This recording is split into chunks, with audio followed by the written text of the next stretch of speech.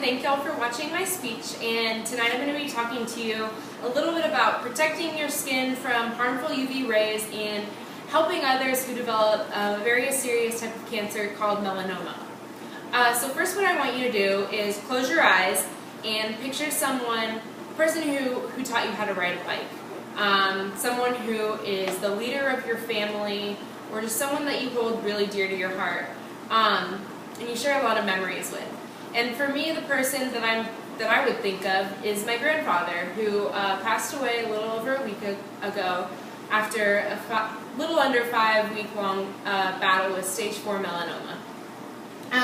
So growing up, I was always taught, the sun is bad for you, put on sunscreen, don't get sunburned. But growing up in South Texas, I had a pool in my backyard, and of course I wanted to lay out all the time and go swimming and just be outdoors, and I wouldn't think about sunscreen, and I'd say, oh, well, this sunburn is going to turn into a tan, and then I'll look better. So I didn't really think twice about what was going on when the harmful UV rays were damaging my skin in this way. So what melanoma is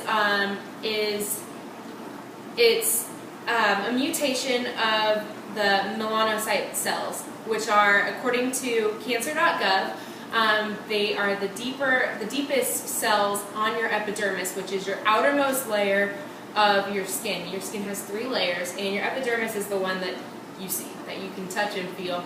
And so the melanocyte cells are the deepest. And what happens, according to skincancer.gov, is the UV rays from the tanning bed or the sunburn, or however you're accumulating these rays, will damage the DNA in the melanocyte cells, and that will then cause your cells to mutate at a faster rate than normal, which can then cause tumors, or they can deform, the regular moles that you have on your body. Everyone has moles, and that's fine, but the things that you need to be aware of, according to cancer.org, are when the moles become darkened in color, or if they become raised, if the border around the mole becomes jagged looking, and if it's asymmetrical, or if the mole just becomes larger in size. You really need to monitor that and go get it checked out by a dermatologist, and they might need to test you. According to American Cancer Society, there's about 120,000 U.S. citizens a year diagnosed with melanoma. I never really thought that melanoma or any skin cancer was bad or serious. I thought, oh, you have a little bit of cancer in this one mole, easy peasy, they can just go get it removed and you're good to go. But it's really not like that at all.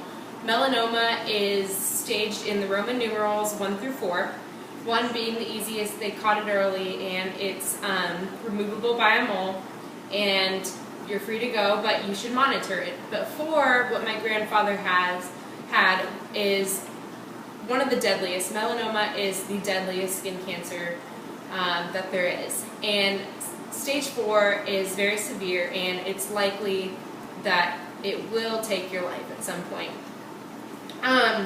So because I've become more educated, I've been looking for volunteer opportunities and just ways to help future families of cancer patients, as well as cancer patients themselves. And I've also taken steps to wear a hat outside, or wear sunscreen, or I don't go to the tanning salons anymore, just because I know how real it is and how it affects my family and myself. I don't want other families to have to go through that. So I do believe that there is a cure to cancer and to melanoma, but it's up to us to find the cure. So I encourage all of y'all to go out into, whether it's just taking care of yourself so that your family doesn't have to go through the same thing that my family has, or whether it's donating money or time through volunteering. I encourage you to do that. I looked up some volunteer opportunities at MD Anderson, which is located in Houston.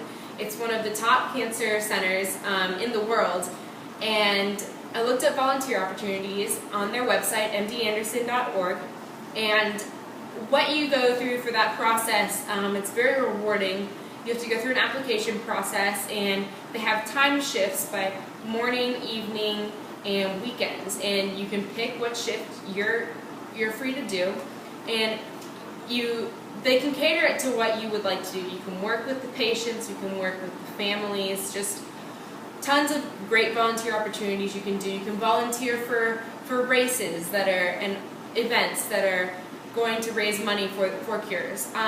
One thing that I've decided to do is I'm a runner and I run half marathons, and I chose to do my next half marathon and have friends and family pledge donations per mile that I'll be running.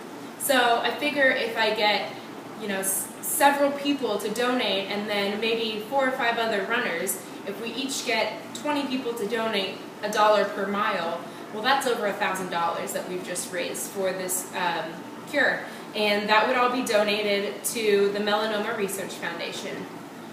So I do want to encourage you to take care of yourself, not just for your health and your satisfaction, but for the satisfaction of your loved ones.